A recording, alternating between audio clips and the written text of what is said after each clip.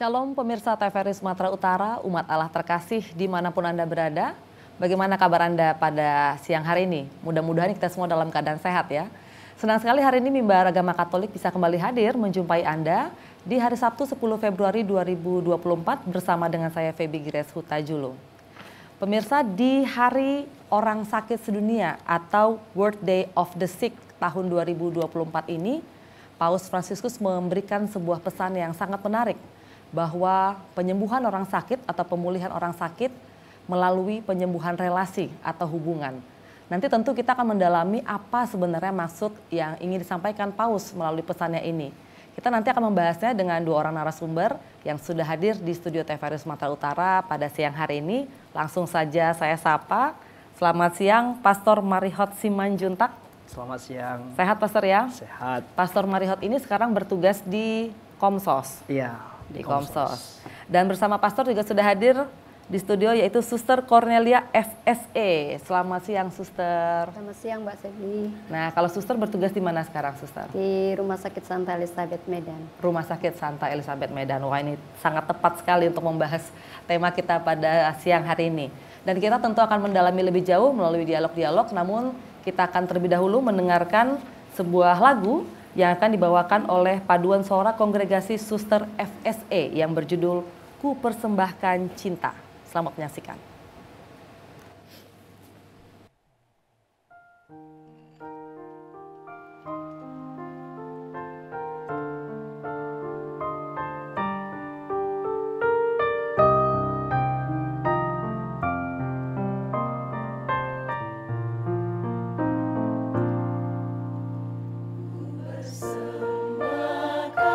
Cinta padamu, oh Tuhan.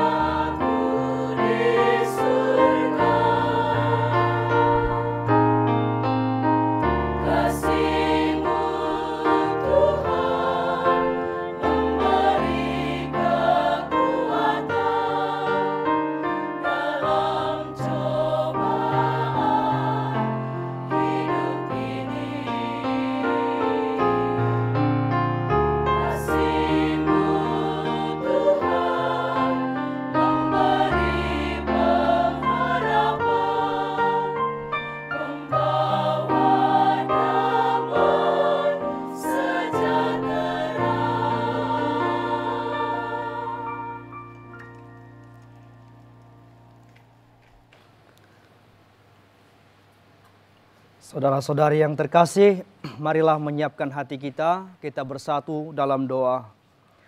Dalam nama Bapa dan Putra dan Roh Kudus, amin. Allah Bapa kami bersyukur karena melalui Putramu Yesus Kristus, Engkau telah mengangkat orang-orang yang kecil, lemah, miskin, dan yang menderita. Pada hari orang sakit sedunia, kami mohon anugerahkanlah penghiburan, ketabahan dan kekuatan kepada mereka yang sakit, sendirian dan terlupakan, sehingga mereka mampu mempersatukan penderitaan mereka dengan penderitaan Yesus Putramu di kayu salib. Hingga akhirnya kami semua mampu berbela rasa dengan mereka yang sakit, sehingga semua orang akhirnya mengalami cinta-Mu. Doa ini kami sampaikan kepadamu dengan pengantaran Yesus Putramu Tuhan kami, yang hidup dan berkuasa bersama Dikau dalam persatuan dengan Roh Kudus, Allah sepanjang segala masa. Dalam nama Bapa dan Putra dan Roh Kudus. Saudara-saudari umat Allah yang terkasih, dimanapun Anda berada, bacaan kita hari ini diambil dari Injil Markus, bab 1 ayat 40 sampai 45. Seorang yang sakit kusta datang kepada Yesus dan sambil berlutut di hadapannya, ia memohon bantuannya, katanya, "Kalau engkau mau, engkau dapat mentahirkan aku." Maka tergeraklah hatinya oleh belas kasihan, lalu ia mengulurkan tangannya, menjamah orang itu dan berkata kepadanya, "Aku mau, jadilah engkau tahir." Seketika itu juga lenyaplah penyakit kusta orang itu dan ia menjadi tahir. Segera ia menyuruh orang itu pergi dengan peringatan keras. "Ingatlah, janganlah engkau memberitahukan apa-apa tentang hal ini kepada siapapun. Tetapi pergilah, perlihatkanlah dirimu kepada imam, dan persembahkanlah untuk pentahiranmu persembahan yang diperintahkan oleh Musa sebagai bukti bagi mereka." Tetapi orang itu pergi memberitakan peristiwa itu dan menyebarkannya kemana-mana, sehingga Yesus tidak dapat lagi terang-terangan masuk ke dalam kota. Ia tinggal di luar di tempat-tempat yang sepi. Namun orang terus juga datang kepadanya dari segala penjuru. Demikianlah sabda Tuhan, terpujilah Kristus.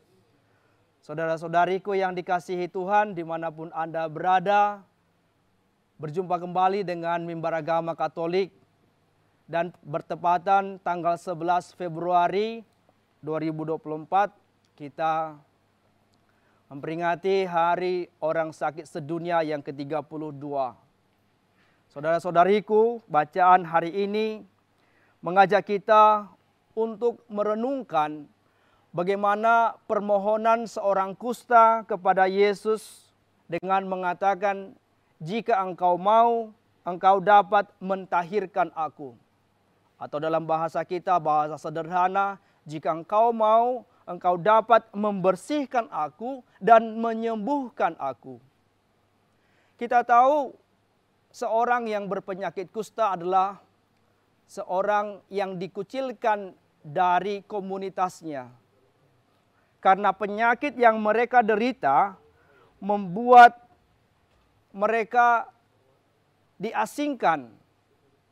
Penyakit yang mereka buat menyeramkan itu membuat penderita dijauhi orang. Mereka tidak diizinkan mengikuti ibadat di bait Allah karena dianggap tidak bersih untuk masuk ke tempat yang suci. Maka penyakit kusta ini selain penyakit fisik juga menjadi sebuah penyakit sosial, penyakit rohani, yang menyebabkan seseorang selain menderita fisik dengan apa yang terjadi pada tubuhnya, dia juga akan menderita, mengalami kesendirian, diasingkan oleh kelompok komunitas. Dan dalam aturan Yahudi dikatakan bahwa jika seorang berpenyakit kusta mau lewat, dia harus memberitahu kepada orang yang sehat agar orang yang sehat menyingkir. Demikian juga orang yang sehat ketika melihat orang yang berpenyakit kusta diminta untuk menjauhi mereka. Dalam Injil hari ini, seorang yang berpenyakit kusta datang kepada Yesus. Dia mendekati Yesus. Dan Yesus juga tidak lari, tidak menjauh. Yesus malah mendekati dia. Maka ketika terjadi perjumpaan itu, dan orang kusta itu memohon kepada Yesus, kalau engkau mau engkau dapat mentahirkan aku, terjadilah mukjizat. Yesus berkata, aku mau jadilah engkau tahir, dan seketika itu juga lenyaplah penyakit kusta orang itu, dan ia menjadi tahir. Perjumpaan yang membawa kesembuhan, itulah yang menyembuhkan dia dari penyakit fisiknya. Dan juga ketika Yesus menyuruh orang yang berpenyakit kusta ini pergi menghadap imam untuk menyatakan atau menjadi bukti bahwa dia telah tahir dengan membuat persembahan di bait Allah, Yesus menghendaki agar kesembuhan yang dialami oleh orang yang bersakit kusta itu juga mendapat pengakuan dari imam yang mempunyai wewenang menyatakan seseorang yang kusta itu sembuh. Saudara-saudari, kisah orang kusta dan Yesus ini menjadi juga kisah kita. Bagaimana orang-orang di sekitar kita yang seringkali dijauhkan, disingkirkan, dikucilkan karena melakukan perbuatan dosa, karena melakukan kesalahan, seringkali membuat mereka mengalami kesendirian dalam hidup. Dan lebih konkret lagi, ketika ada orang yang sakit dan dia tidak mendapat perhatian dari komunitas, dari keluarga, apalagi ketika dia mengalami sakit yang parah, sakit yang tak tersembuhkan. Ada perasaan kesepian yang ada dalam dirinya, yang perlu dijamah, didekati. Dengan demikian, lewat bacaan hari ini kita diajak untuk berbela rasa dengan orang-orang yang sakit. Sehingga penyembuhan orang-orang sakit terutama adalah juga penyembuhan relasi, hubungan satu dengan yang lain. Semoga pada hari orang sakit sedunia ini, lewat pesan Paus, kita diajak untuk ikut terlibat, berpartisipasi, memperhatikan orang-orang sakit. Mengajak dan merangkul mereka kembali ke komunitas kita. Sehingga kesembuhan yang mereka alami bukan lagi sekedar kesembuhan fisik, tetapi juga kesembuhan sosial dan rohani. Inilah yang dikehendaki oleh Yesus kepada kita. Satu lagi hal yang menarik dalam Injil hari ini adalah ketika Yesus memperingatkan dia untuk tidak memberitahukan kepada siapapun apa yang terjadi padanya. Namun orang kusta itu memberitakan kemana-mana perbuatan-perbuatan ajaib yang telah dilakukan oleh Yesus sehingga semua orang mencari Tuhan. Semoga lewat kehadiran kita, saudara-saudariku, dengan posisi, dengan tugas kita masing-masing, akhirnya kita bisa menjumpai orang-orang sakit. Agar mereka tidak lagi sendirian, mereka diberikan perhatian lewat kehadiran kita. Dan akhirnya semua orang bisa memuliakan Allah dengan hidupnya. Tuhan memberkati segala niat-niat dan usaha baik kita untuk memberi perhatian kepada orang-orang sakit. Semoga Tuhan memberkati kita, melindungi dan menjaga kita dalam segala karya pelayanan kita. Amin. Saudara-saudariku, kita akan mendengarkan kembali sebuah lagu yang akan dibawakan oleh para suster dari Fransiskan Santa Elizabeth yang berjudul Santa Maria. Mari mendengarkan.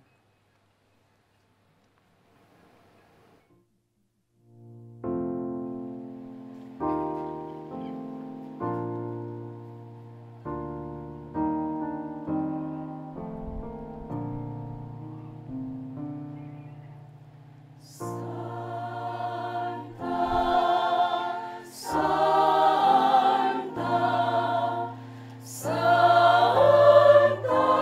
Maria.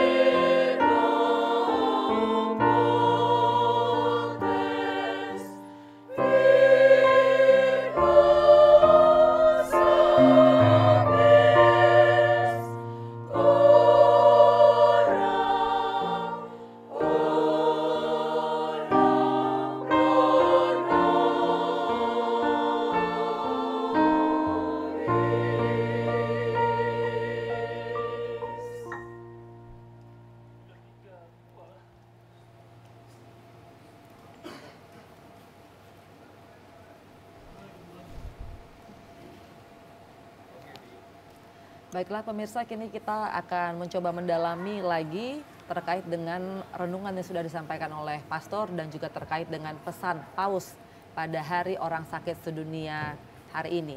Atau akan kita peringati tanggal 11 Februari ya. Baik, saya mungkin mau tanya dulu nih ke suster. Gitu ya, tadi kan disampaikan pastor memang si orang kusta ini dalam renungan tadi dia mencari Yesus, meminta kesembuhan gitu ya suster. Dan pastor katakan juga bahwa Yesus tidak menghindar gitu ya. Artinya apakah memang kesembuhan ini, mukjizat ini harus ada tindakan aktif dari dua belah pihak? Emang harus seperti itu suster baru bisa terjadi kesembuhan atau seperti apa suster? Kalau dari bacaan tadi jelas kesaksian dan tindakan Yesus dan orang kusta itu ya sama-sama. Orang kusta dia hanya mengatakan jika engkau mau aku tahir. Maka Yesus pun menanggapi karena orang kusta itu juga hatinya juga dengan tegas, dengan ini juga kemauan yang sembuh. Jadi Yesus juga menaruh iba tergerak hatinya dan dia langsung memberikan kesembuhan. Itu yang Pastor mau menambahi Pastor? Ya, jadi ketika orang kusta itu melihat Yesus, tentu dia sudah mendengar berita tentang Yesus bisa menyembuhkan orang-orang sakit. Nah, ketika dia membuat permintaan permohonan, jika engkau mau engkau dapat, maka memang orang kusta ini sungguh-sungguh berjuang untuk mengalahkan rasa tidak pantas dalam dirinya untuk mendekati Yesus. Nah, ini sebuah perjuangan dan usaha dari orang kusta itu. Dan dari pihak Yesus, dia mau menunjukkan kuasa Allah. Bagaimana akhirnya dia katakan, aku mau. Nah, dengan kata, aku mau, jadilah engkau tahir dan seketika itu juga lenyaplah penyakit kusta. Jadi betul, tadi bagaimana usaha dari seorang yang sakit kusta dan bagaimana Yesus dengan kuasa yang ada padanya memenuhi permintaan itu. Jadi harus bersambut gitu ya. Iya, betul. Pastor, orang sakitnya ingin kesembuhan dan yang ini pun merespon baik gitu ya. Oke, dan respon dari si orang kusta ini tadi kan walaupun sudah dilarang oleh Yesus gitu untuk memberitahukan kepada banyak orang, dia tetap melakukannya gitu ya Pastor. Apakah memang nyata sekali bahwa dia yang tadinya mungkin terisolasi gitu ya, dampak sosialnya terasa sekali berarti ya Pastor? Ya, memang langsung rasanya dia ingin menceritakan bahwa saya bukan lagi orang yang terasingkan gitu ya. betul. Itu ketika Yesus memperingatkan dia, tapi kegembiraan setelah mendapat kesembuhan itu kan membuat dia juga ingin mewartakan dan memberitakan kepada siapapun bahwa Yesus sungguh-sungguh yang melakukan itu gitu. Dan betul sekali ketika kesendirian seringkali membuat kita seperti punya dunia yang terkungkung, dan ketika kita dilepaskan dari dunia itu, dari keterkungkungan itu, ada sebuah keinginan untuk keluar dari diri, untuk memberitahu kepada orang lain bahwa apa yang kau alami juga bisa kamu alami. Nah, datanglah kepada Yesus. Nah, ini yang bisa kita tangkap, meskipun memang peringatan Yesus itu ya tidak dilakukannya, dan sehingga Yesus tidak bisa terang-terangan lagi masuk ke kota. Setelah itu ya. Setelah itu. Nah, suster mungkin boleh sharing sedikit suster. Ini kan setiap hari suster bersentuhan dengan orang-orang sakit gitu ya. Apakah juga kondisi ini seperti apa sih suster, yang apakah memang yang sudah sakit menahun gitu yang suster alami? Bisa suster ceritakan nggak kondisinya di sana? Apakah memang mereka juga mengalami perasaan yang sama gitu suster? Baik, dari pengalaman kita setiap hari, karena kami di Rumah Sakit Santa Elizabeth itu dari petugas pastoralnya, kondisi pasien yang kita jumpai memang secara keseluruhan itu lebih banyak memang yang penyakit yang juga parah-parah ya. Dan mereka memang merasakan suatu kesendirian seperti orang kusta itu, apalagi yang terminal. Nah, apa yang kita lakukan di sana memang kita tidak datang untuk menyembuhkan mereka, kunjungan kita itu yang membuat mereka merasa diteguhkan, dihibur, disemangati, dan mereka mempunyai semangat dengan itu. kemudian mereka juga merasa toh saya tidak berguna lagi. Ada juga perasaan gitu kan, Sudah hopeless gitu ya, sudah Suster? berpikir bahwa hidup saya sebentar lagi. Nah itu yang untuk yang terminal. Lalu untuk yang sakit yang memang itu dikatakan ya seperti HIV, itu mereka juga merasakan bahwa saya tidak layak lagi bersama orang lain. Nah kehadiran kita itu yang setiap hari mengunjungi mereka, mendoakan mereka, itu juga memberikan mereka semangat dan juga banyak juga membuat mereka bangkit dan mereka bisa bertambah sehat, begitu yang kita jumpai setiap hari dalam pelayanan pastoral care-nya itu di rumah sakit kita. Itu seperti orang kusta tadi ya, memang mereka mengalami itu kesendirian, keluarga tidak selalu bisa setiap jam ada bersama mereka, sekalian mereka pergi karena tugas, karena situasi, itu yang kita. Jadi memang tidak semuanya didampingi keluarga kalau di situ ya, Suster? Banyak juga yang tidak, karena kondisi memang. Apalagi yang lansia ya. Iya. Lansia itu banyak mereka punya anak, ada yang di luar kota. Jadi mereka menyewa perawat. Kadang kita di rumah sakit juga welcome gitu, menolong mereka. Ada perawat kita yang selesai dinas pagi, mereka harus dinas sore untuk menjaga pasien. Karena memang nggak ada keluarganya. Keluarganya lagi tidak di Sumatera, pada umumnya ada di Jawa, Jakarta, di luar pulau. Itu banyak, dan dia bukan hanya sekali masuk opname sekarang, pulang, masuk lagi. Nah itu yang biasanya yang pasien-pasien stroke yang untuk kita layani, itu kita alami, Mas. Sejauh ini Suster, pendampingan yang dilakukan oleh Suster dan suster-suster yang lain, dampaknya lebih banyak memang berhasil membangkitkan semangat mereka, atau ada juga yang memang sulit sekali, Suster? Pada umumnya dapat membangkitkan mereka. Karena di dalam pelayanan pastoral kita kan, kalau yang Katolik itu kan mendapatkan sakramen perminyakan, kalau yang tua itu ada juga komunitas tiap hari. Karena bisa juga online, itu live ke seluruh rumah sakit kita, pasien-pasien dengar. Kemudian yang Protestan itu kita perjamuan kudus mereka, karena kita ada kerjasama juga. Buddha, Hindu, semua agama kita ada. Lalu pasien-pasien yang memang dirasa apa ya, kita akan panggil pemuka agama mereka.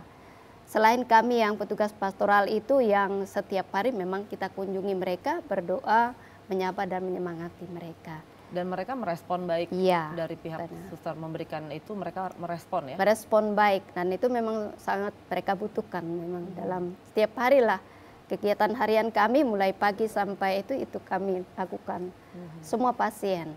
Oke. Nah, Suster, terkait dengan Hari Orang Sakit Sedunia, ini kan memang ditetapkan dulu oleh Paus Yohanes Paulus II.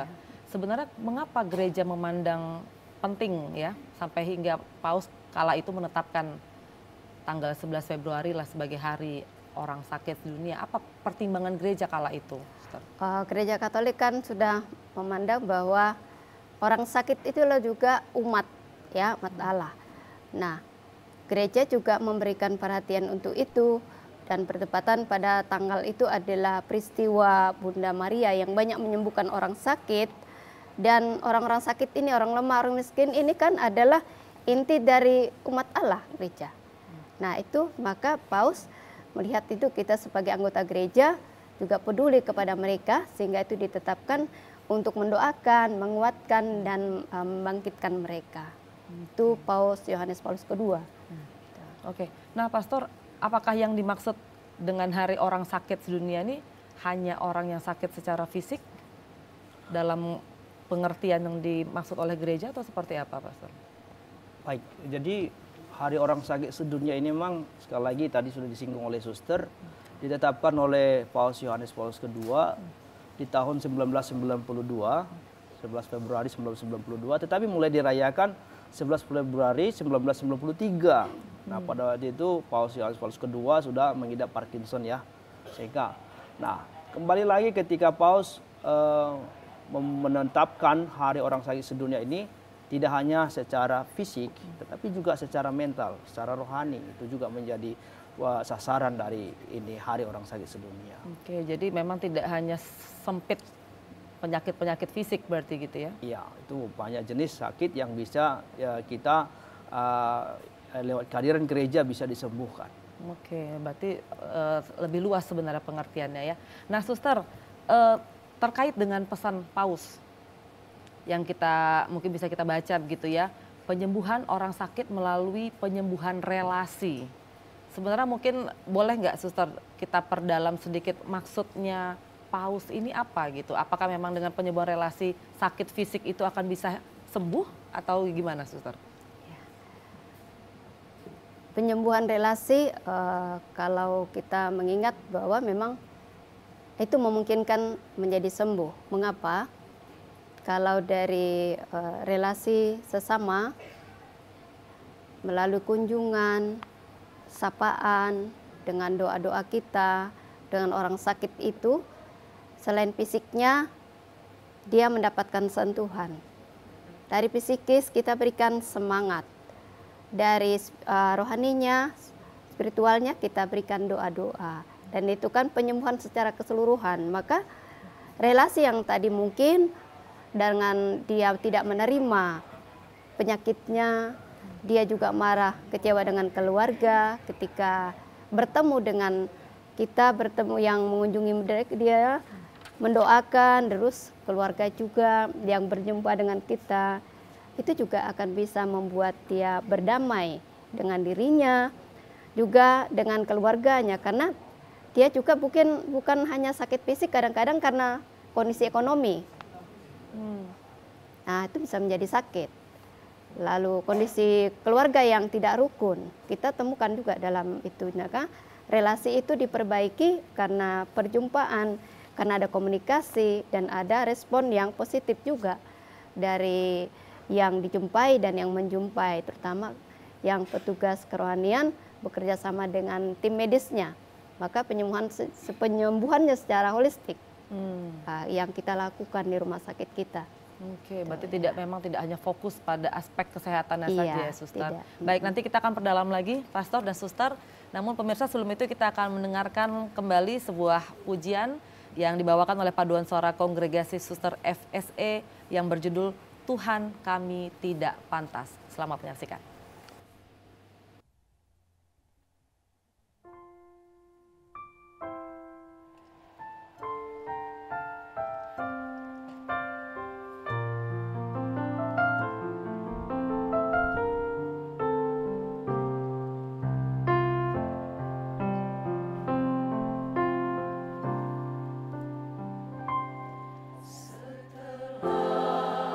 Berulang kali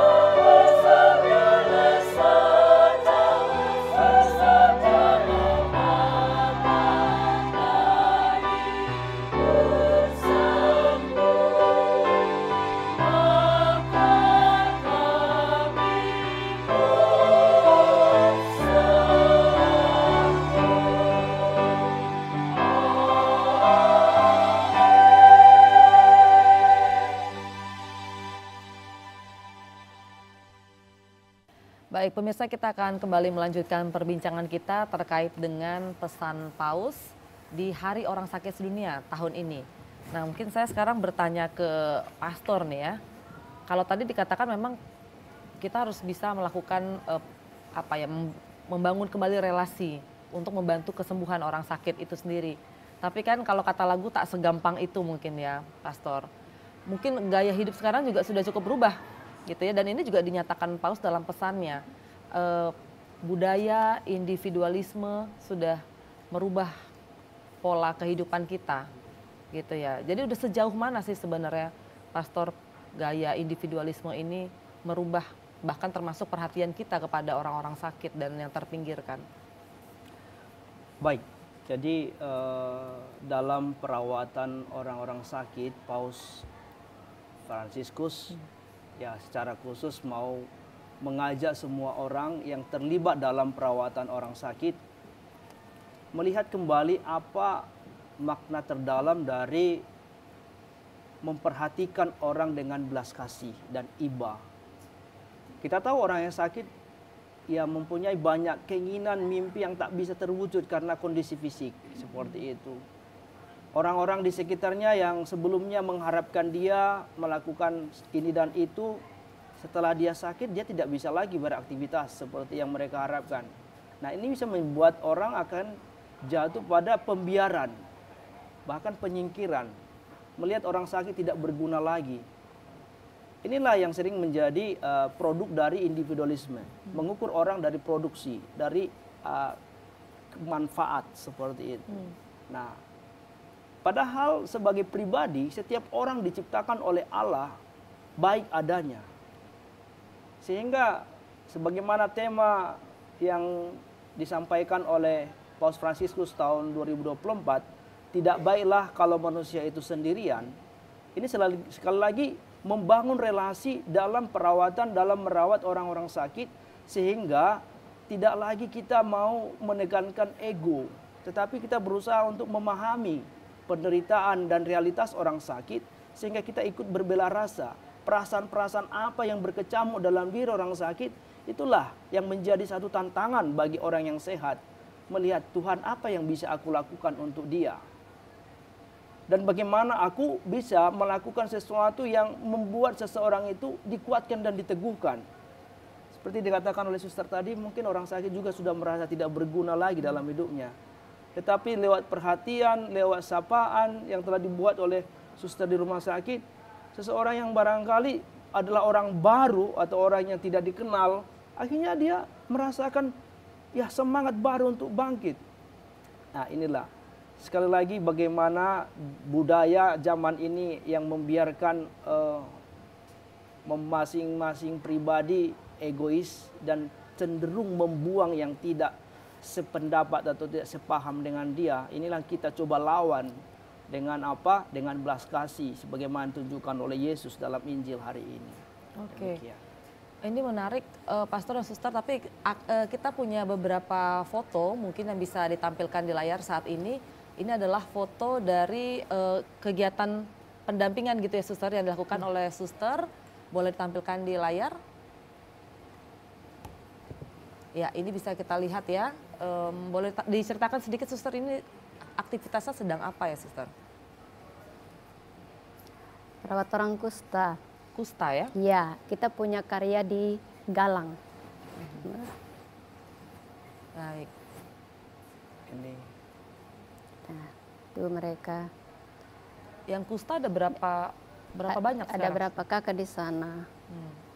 Satu komplek itu orang kusta di Galang sekitar 45 orang. 45 orang, wah, cukup keluarga banyak ya. juga berarti ya. Ada suster kita yang di sana memang untuk mendampingi khusus komunitas yang kusta di Galang. Baik, sambil mungkin ini kita bisa menyaksikan visual, tapi mungkin saya memperdalam lagi ke pastor gitu ya.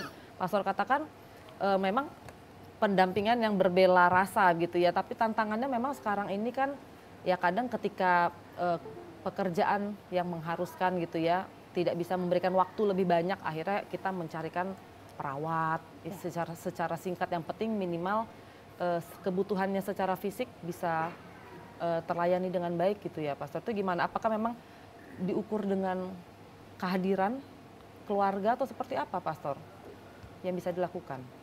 Ya, memang dengan segala kesibukan yang sekarang, tuntutan zaman ya, banyak orang beraktivitas dan itu membuat mereka tidak punya waktu untuk memperhatikan orang-orang sakit. Lalu muncullah karya-karya sosial, ada juga pelayanan-pelayanan untuk memperhatikan orang-orang sakit. Nah, semoga ini bukan maksud keluarga untuk lepas tangan atau menghindari tanggung jawab untuk memperhatikan orang-orang sakit. Tetapi mungkin mereka juga dengan cara mereka masing-masing, dengan kehadiran perawat pun tidak membuat mereka kemudian jadi tidak peduli sama jadi tidak peduli. Perlu kerjasama, betul. Apa yang dilakukan oleh para suster ini menjadi salah satu contoh cara bagaimana orang-orang sakit dilayani, diperhatikan, terutama mungkin keluarga-keluarga yang tempat tinggalnya jauh dari rumah sakit. Jadi kehadiran para suster ini juga menjadi sebuah harapan untuk orang sakit mendapatkan sebuah perawatan yang maksimal, yang efektif, dan itu juga kiranya juga membuat mereka yang sakit tidak merasa ditinggalkan oleh keluarganya. Nah, itu yang mungkin juga perlu jadi penekanan untuk keluarga-keluarga yang mendapat tantangan, ada anggota keluarganya yang sakit, agar tetap memberikan hati, memberikan perhatian yang mereka butuhkan. Karena ada sesuatu yang tak bisa diberikan oleh perawat kepada orang yang sakit itu, lain dari perhatian dari keluarga. Karena itulah yang menjadi kekuatan bagi mereka.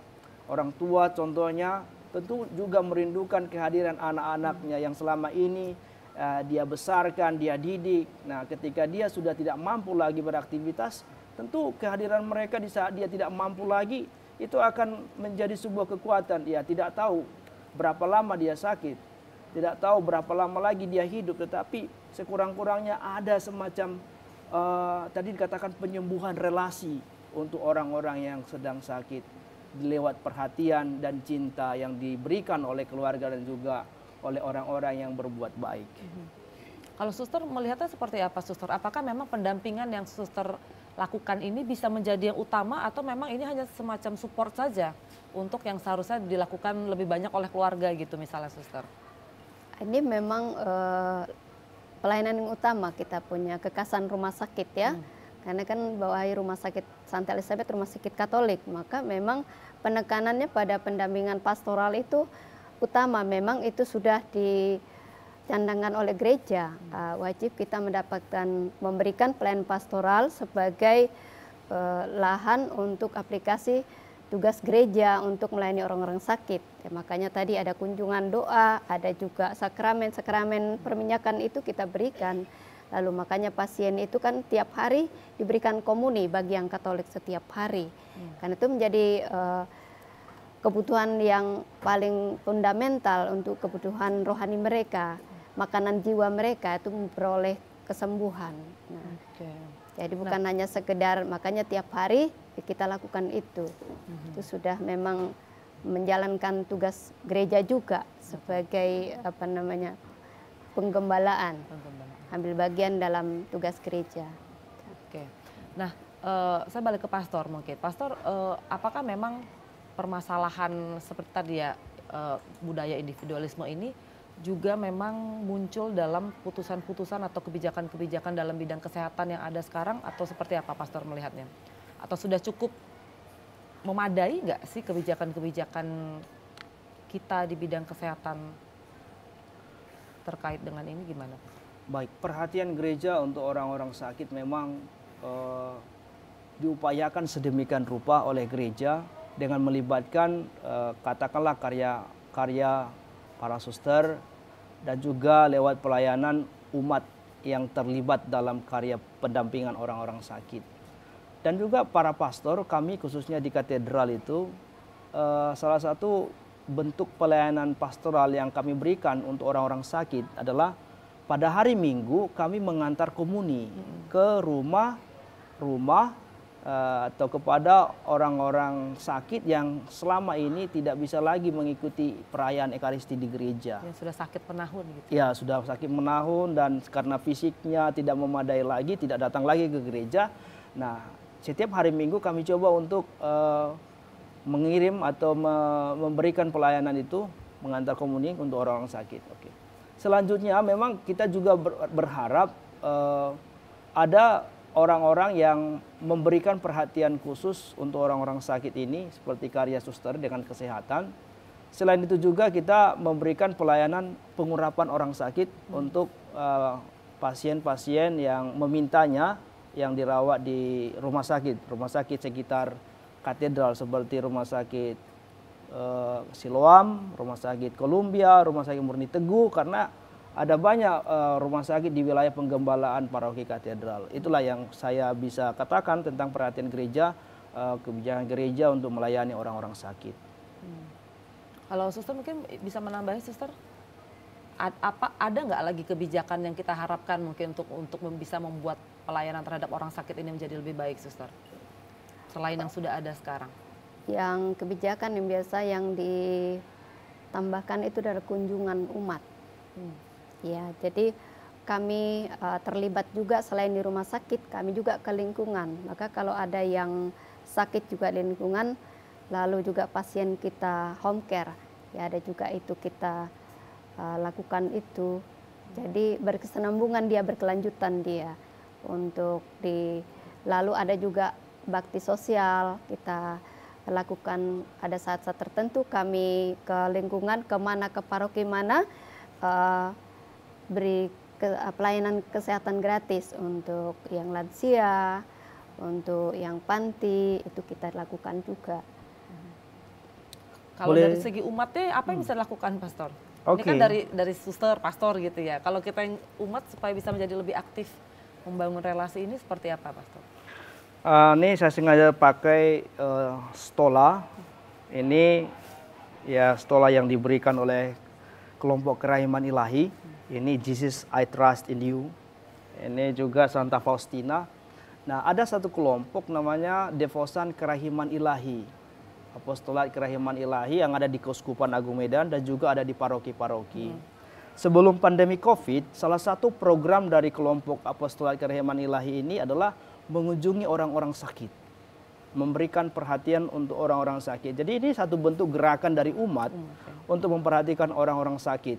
Sebuah kelompok doa, ya, ada koronka setiap jam 3, dan itu yang sungguh-sungguh juga saya perhatikan menjadi satu bentuk gerakan gereja. Meskipun ini kelompok-kelompok tertentu, tapi menjadi gerakan gereja untuk memperhatikan orang-orang sakit dan menunjukkan belas kasih Allah, misericordia. Dengan demikian, Allah yang berbelas kasih ditampilkan dalam sebuah bentuk sapaan perhatian kepada mereka yang sakit. Dan semoga orang-orang sakit dikuatkan dan diteguhkan, berani mempersatukan penderitaan mereka dengan penderitaan Yesus yang disalib. Karena apa? Sekali lagi, kita melihat bahwa penderitaan itu menjadi bagian dari kemanusiaan kita. Bahkan Yesus Putra Allah pun menderita disalib. Sehingga kita semua yang menjadi pengikut-pengikut Kristus pun tidak boleh untuk menghindar dari penderitaan itu, tetapi menerima penderitaan sebagai jalan menuju keselamatan, memperoleh hidup yang kekal. Baik. Pastor dan suster, ini sebenarnya mungkin banyak yang masih bisa kita bahas lagi, tapi karena keterbatasan waktu, mungkin saya boleh minta suster untuk memberikan kesimpulan, suster, dari perbincangan kita hari ini kepada pemirsa, suster. Baik, terima kasih kepada pemirsa semua di seluruh Nusantara yang menonton pada saat ini. Kami ucapkan terima kasih di Hari Orang Sakit Sedunia yang ke-32. Kita berharap karena belas kasih Tuhan kita menjadi teman bagi sesama kita yang mungkin mengalami kesendirian karena sakit. Kita semakin berbela rasa, semakin peduli, dan semakin banyak berdoa sehingga banyak saudara kita yang merasa dirangkul, diteguhkan, disemangati, dan boleh disembuhkan secara fisik, lahir, dan batin. Jadi untuk kami semua yang bertiga di sini dan juga yang mendengarkan sharing dan juga pertemuan kami, bersama kita berdoa untuk orang-orang sakit Semoga semakin banyak yang diselamatkan, sehat jiwa dan raga, semakin memuliakan Tuhan dalam kehidupan setiap hari. Baik, terima kasih Suster atas kehadirannya. Pastor juga terima kasih. Dan pemirsa, demikianlah perbincangan kita dalam Mimbar Agama Katolik pada hari ini. Mudah-mudahan kita semua terpanggil untuk bisa memberikan perhatian lebih kepada orang-orang yang sakit dan juga terpinggirkan. Kita akan segera mengakhiri Mimbar Agama Katolik pada hari ini dan nanti kita akan kembali mendengarkan sebuah lagu yang berjudul Terima Kasih Tuhan yang dibawakan oleh Paduan Suara Kongregasi Suster FSE. Namun kita terlebih dahulu akan menutup dengan doa penutup sekaligus berkat yang disampaikan oleh Pastor. Marilah kita bersatu dalam doa. Dalam nama Bapa dan Putra dan Roh Kudus. Amin. Allah Bapa yang maha baik, maha rahim dan maha pengasih. Engkau menunjukkan kerahiman dan kasih-Mu kepada kami. Engkau melakukan banyak mujizat penyembuhan bagi orang-orang yang menderita sakit sebagai tanda cinta kasih dan rencana-Mu dalam karya keselamatan. Kami berdoa secara khusus bagi saudara-saudara kami yang sedang menderita sakit, baik secara fisik maupun mental. Kami mohon berkatilah mereka, kuatkanlah mereka dalam penderitaannya, dampingi dan hiburlah mereka dalam kesunyian dan kesepian, dan teguhkanlah mereka dalam iman dan harapan, agar mereka tetap tabah menghadapi situasi sakit dan derita. Semoga dengan pertolongan-Mu mereka dapat memperoleh kesembuhan melalui usaha dan uluran tangan keluarga, sesama, dan para medis. Dan semoga kami semua semakin menghargai rahmat kesehatan dalam hidup kami, dan tuntunlah kami untuk berusaha melayani mereka yang sakit dan menderita, agar lewat perhatian dan pelayanan kami, mereka memperoleh semangat hidup. Berkatilah kami semua yang telah mengikuti acara ini, semoga kami pun tergerak untuk berbelas kasih, memberikan perhatian bagi orang-orang sakit, sehingga akhirnya kami semua Kau selamatkan dan Kau berikan tempat kediaman abadi di surga bagi setiap orang yang percaya kepada Yesus Putra-Mu. Doa ini kami sampaikan kepadamu dengan pengantaran Kristus Tuhan kami. Tuhan bersamamu Dan bersama semoga Allah yang Maha Kuasa memberkati saudara-saudari, segala rencana dan niat baik kita, khususnya memperhatikan orang-orang sakit. Dalam nama Bapa dan Putra dan Roh Kudus. Amin.